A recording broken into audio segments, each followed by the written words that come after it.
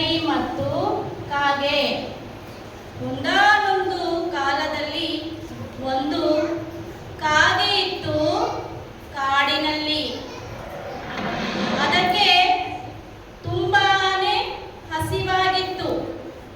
ಎಲ್ಲಾದರೂ ಊಟ ಸಿಗುತ್ತಾ ಅಂತ ತುಂಬಾನೇ ಹುಡುಕಾಡುತ್ತಿತ್ತು. ಹೀಗೆ ಹುಡುಕುತ್ತಾ ಹುಡುಕುತ್ತಾ ಒಂದು ಹಳ್ಳಿ ಕಡೆಗೆ ಬಂದೇ ಬಿಟ್ಟಿತು. ಒಂದು ಮನೆಯು ಅದರ ಕಣ್ಣಿಗೆ ಕಾಣಿಸಿತು. ಇಲ್ಲಿ ಊಟ ಏನಾದರೂ ಸಿಗುತ್ತದೆಯೇ ಎಂದು ಕಣ್ಣಾಡಿಸಿತು.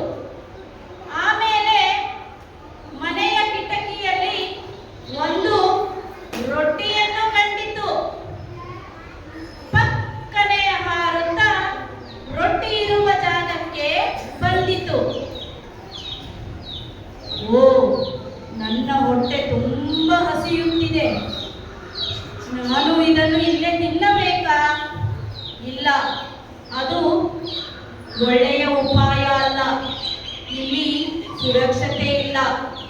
ನಾನು ಇದನ್ನು ತೆಗೆದುಕೊಂಡು ಹೋಗಿ ಕಾಡಲ್ಲಿ ಆರಾಮಾಗಿ ಕುಳಿತುಕೊಂಡು ತಿನ್ನಬೇಕು. ಕಾಗೆಯು ಪುರ್ರನೆ ಹಾರುತ್ತಾ ಹಾರುತ್ತಾ ಮರದ ಮೇಲೆ ಕುಳಿತುಕೊಂಡಿತು. ಅದೇ ಕಾಡಿನಲ್ಲಿ ನರಿಯೊಂದು ಇತ್ತು. ಅದಕ್ಕೂ ಕೂಡ ಬಹಳ ಹಸಿವಾಗಿತ್ತು. ನರಿಯ ಕಣ್ಣಿಗೆ ಮರದ ಮೇಲೆ ಕಾಗೆ ಇರುವುದನ್ನು ಕಂಡಿತು.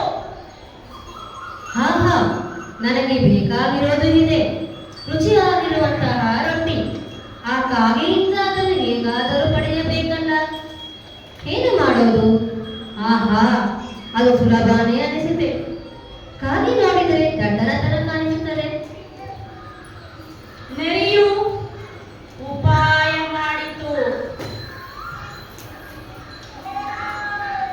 ಓ ಕಾಗೆ ಅಣ್ಣ, ಇವತ್ತಿನ ದಿನ ಎಷ್ಟು ಚೆನ್ನಾಗಿದೆ ಅಲ್ವಾ ಅಣ್ಣ?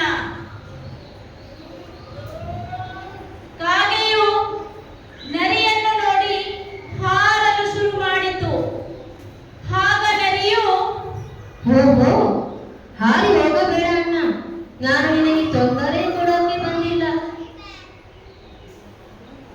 ಏನು ಅಂತ ಅಂದ್ರೆ, ಈ ನಿನ್ನ ಕಪ್ಪು ಬುಕ್ಕೆಗಳನ್ನು ಕಂಡರೆ ನನಗೆ ತುಂಬಾ ಇಷ್ಟ. ಅದನ್ನು ನೋಡಿದರೆ ತುಂಬಾನೇ ಖುಷಿಯಾಗತ್ತೆ. ನನ್ನ ಪ್ರಕಾರ ಈ ಕಾಡಿನಲ್ಲಿ ನೀನು ತುಂಬಾ ಸುಂದರವಾಗಿರುವೆ. ಹಾಗೆ ನಿನ್ನ ಕಣ್ಣು ಮತ್ತು ನಿನ್ನ ಬಾಯಿ ತುಂಬಾನೇ ಅದ್ಭುತವಾಗಿದೆ. ನರಿಯು ಕಾಗೆಯನ್ನು ಹೊಗಳುತ್ತಾ ಇರುವುದನ್ನು ಕಂಡ ಕಾಗೆ ಹೀಗೆ ಹೇಳಿತು. ಅಂದಾಗೆ ಈ ನರಿ ಹೇಳ್ತಿರೋದು ಸರಿಯಾಗಿದೆ. ಅಲ್ಲ, ನಾನು ತುಂಬಾ ಸುಂದರವಾದ ಪಕ್ಷಿ. ನರಿಯ ಮಾತನ್ನು ಕಾಗೆಯು ಯೋಚನೆ ಮಾಡಿತು. ಮತ್ತೆ ನನಗೆ ಗೊತ್ತಾಗುವುದೇನೆಂದರೆ, ನಿನ್ನ ಕಣ್ಣು ಎಷ್ಟು ಚೆನ್ನಾಗಿರುತ್ತೆ ಗೊತ್ತಾ ಅಣ್ಣ? ನೀನು ನನಗೋಸ್ಕರ ಒಂದು ಹಾಡು ಹೇಳುವೆಯಾ ಕಾಗೆ ಅಣ್ಣ? ನರಿಯ ಮಾತನ್ನು ಕೇಳಿದ ದಡ್ಡ ಕಾಗೆ ಯೋಚನೆ ಮಾಡಿತು.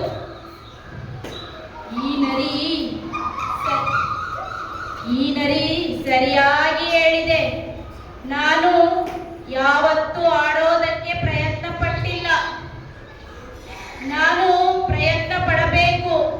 ನಾನು ಹಾಡುತ್ತೇನೆ. ನರಿಯ ಮಾತಿಗೆ ಕರಗಿ ಕಾಗೆಯು ಹಾಡಲು ಶುರು ಮಾಡಿತು. ಕಾ ಕಾ ಕಾ. ಪೆದ್ದು ಕಾಗೆ ಹಾಡಲು ಶುರು ಮಾಡಿದ ತಕ್ಷಣ ಬಾಯಲ್ಲಿದ್ದ ರೊಟ್ಟಿ ಜಾರಿ ಕೆಳಗೆ ಬಿದ್ದಿತು. ಕೆಳಗೆ ಬಿದ್ದ ರೊಟ್ಟಿಯನ್ನು ತಿಂದು ನರಿಯು ಹೀಗೆ ಹೇಳಿತು. ಪರವಾಗಿಲ್ಲ ಕಾಗೆ, ನಾನು ಇವತ್ತು ನಿನ್ನ ಹಾಡು ಕೇಳುವುದಕ್ಕೆ ಆಗಲ್ಲ. ನಿನ್ನ ಹಾಡನ್ನು ಮತ್ತೆ ಯಾವತ್ತಾದರೂ ಕೇಳುತ್ತೀನಿ. ಸರಿ, ಹಾಗಿದ್ದರೆ ನಾನು ಹೋಗುತ್ತೀನಿ. ನರಿಯು